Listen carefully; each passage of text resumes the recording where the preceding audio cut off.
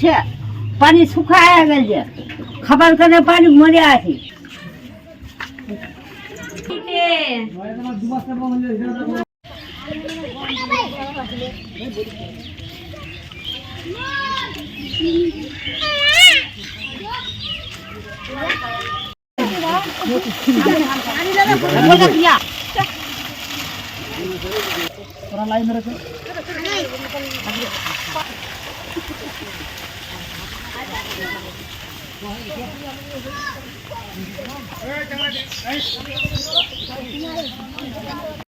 জলের সমস্যা হয়েছে, আমরা টুটি বলছে, আমরা 2 মাস থেকে জল পাইনি, জল পাইছে 2 মাস থেকে জল পাইনি।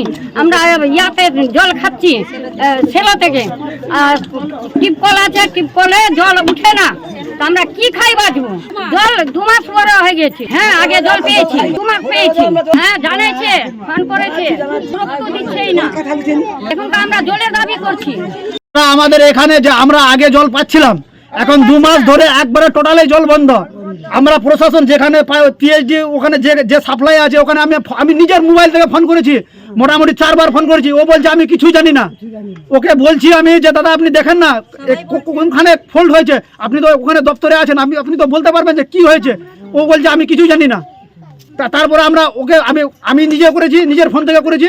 আমার কাকা ওখানে আছে, আমার বাড়ির পাশে, ও করেছে, কিন্তু ওরা নিজের আত্মীয় লাগছে, ও কিছু বলছে না। কিন্তু আমি ওকে নিজে বলেছি, ও কিছু গুরুত্ব নিচ্ছে না ওখানে। মোটামুটি আমরা 3 থেকে 4 মাস আগে জল পাচ্ছিলাম, এখন 2 মাস থেকে টোটালি একবারেই বন্ধ। ফোন করছি তো দাদা আমাদের জলটা বন্ধ হলো কেন? ও বলছে পানি চলছে। তো আমি বললাম যে পানিটাতে চলছে তো আমরা তো পাবো তো, কিন্তু ও বলছে পানি চলছে। আমি বলছি আপনি নিজে আসে এখানে দেখলেন, ওখানে চালু করে আপনি মিশন ওখানে চালু করেন। আমি আমাদের নাজিরপুর গ্রামে আসে দেখলেন যে পানি আসছে কি আসে না। আমাদের কি শখ আছে যে আপনাকে আমরা বারবার প্রেশান করব, তবুও ও শুনছে না কথা। এখন আমরা কলে তো চলেই উঠছে না। এখন প্রোগ্রামে 4টা সরকারি কল আছে, মানে একটা স্কুলে আছে, একটা মধ্য হিন্দু পড়ায় আছে, একটা আছে মানে পূর্ব পড়াই লাস্ট প্রথম মাথায়। এই 3টাই কল নলকূপে জল উঠছে না, মানে টিপছি তারপরে জল উঠছে একটুকু, আমার জল উঠছে। এখন ওই আর যাবো কোথায়? ওই না ওই সেলো পাশে মিনি চলছে, মিনিতে আনছে পানি। আমরা দাবি করছি না, আমাদের যেটা জল বন্ধ হয়েছে সেটা আমাদেরকে খোলা দেওয়া হোক।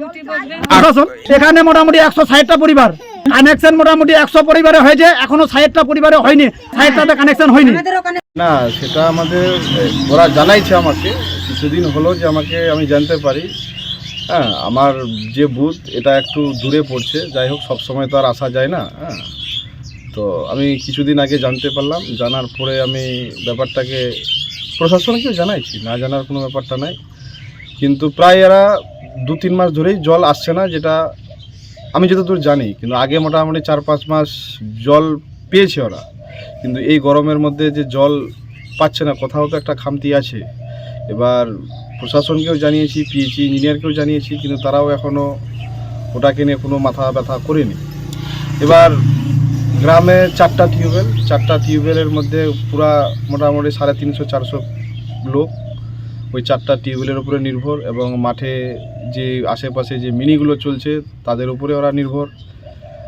এখন যে পিএইচই থেকে কানেকশন দিয়েছে, এবার কানেকশনটা প্রায় মোটামুটি 5 থেকে 6 কিলোমিটার দূরে, এবং এই পিএইচই আবার 500 মিটার দূরে বসেছে আমাদের খড়ঙ্গপুর জাবরাতে। যদি এইখান থেকে কানেকশনটা দিত তাহলে ওরা হয়তো জলটা পেত।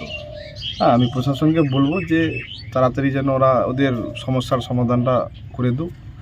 হ্যাঁ, আর ওরা যে অভিযোগ করেছে সেটা যুক্তিসম্মত, এবং এই অভিযোগটা সত্য।